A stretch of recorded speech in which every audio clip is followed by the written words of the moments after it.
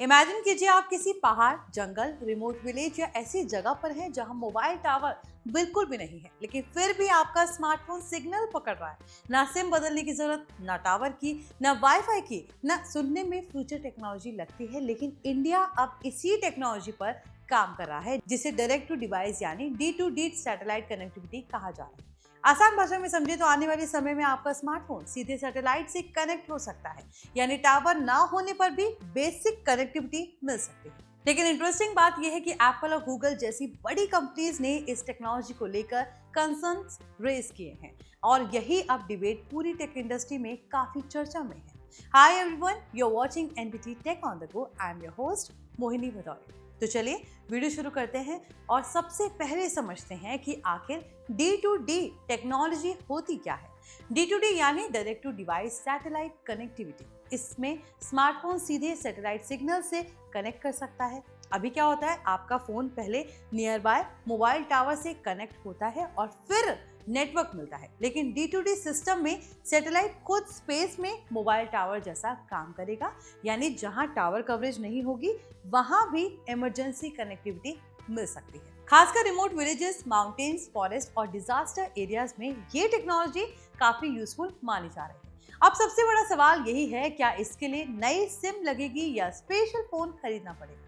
फिलहाल रिपोर्ट्स कहती है कि future D2D systems existing smartphones पर लिमिटेड सपोर्ट देने की कोशिश करेंगे, लेकिन यही सबसे बड़ा चैलेंज भी बन गया है, क्योंकि एप्पल और गूगल का कहना है कि आज के स्मार्टफोन सीधे सैटेलाइट कनेक्टिविटी के लिए पूरी तरह बिल्कुल भी रेडी नहीं है। कंपनीज के अकॉर्डिंग इसके लिए हार्डवेयर मॉडिफिकेशंस, रीसर्टिफिकेशन और इंटरनल एंटीना चेंजेस जैसी चीजें करनी पड़ सकती है। अगर देखा जाए तो फोन को सैटेलाइट से कनेक्ट करवाना उतना सिंपल नहीं है जितना सुनने में लगता है।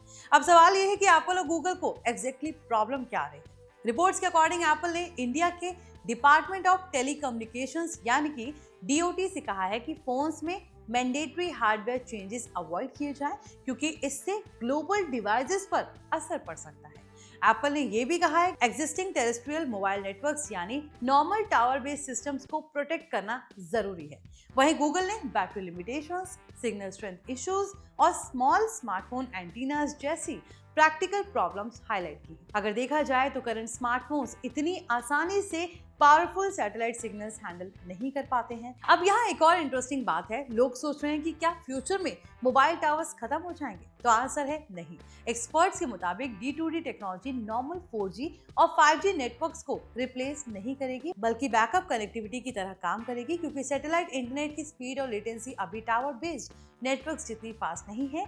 यानी डेली इंस्टाग्राम स्क्रॉलिंग, गेमिंग या हैवी स्ट्रीमिंग के लिए टावर्स अभी भी जरूरी रहेंगे, लेकिन इमरजेंसी मैसेजिंग, SOS अलर्ट्स और रिमोट कनेक्टिविटी के लिए सैटेलाइट काफी यूजफुल हो सकता है। अब इमेजिन कीजिए अगर इंडिया में ये टेक्नोलॉजी आ जाती है तो इसका सबसे बड़ा फायदा किसे होगा। सबसे ज्यादा फायदा रिमोट एरियाज में रहने वाले लोगों को हो सकता है। इंडिया में अभी भी कई ऐसे इलाके हैं जहां प्रॉपर नेटवर्क कवरेज नहीं पहुंच पाई है, खासकर ब्रॉडर एरियाज, माउंटेन्स और फॉरेस्ट। डिजास्टर सिचुएशंस जैसे फ्लड, लैंडस्लाइड्स और अर्थक्वेक्स में भी D2D कनेक्टिविटी लाइफ सेविंग साबित हो सकती है, क्योंकि कई बार टावर्स डैमेज हो जाते हैं लेकिन सैटेलाइट स्पेस में एक्टिव रहती है। अब यहाँ स्टारलिंक का नाम भी काफी चर्चा में आ रहा है, क्योंकि इलॉन मस्क की स्टारलिंक कंपनी दुनिया में direct satellite to phone connectivity पर काफी तेजी से काम कर रही है। यूएस में स्टारलिंक और T-Mobile partnership already D2D testing कर रही है। वहीं AST स्पेस मोबाइल और विजासेट जैसी कंपनीज भी इसी रेस में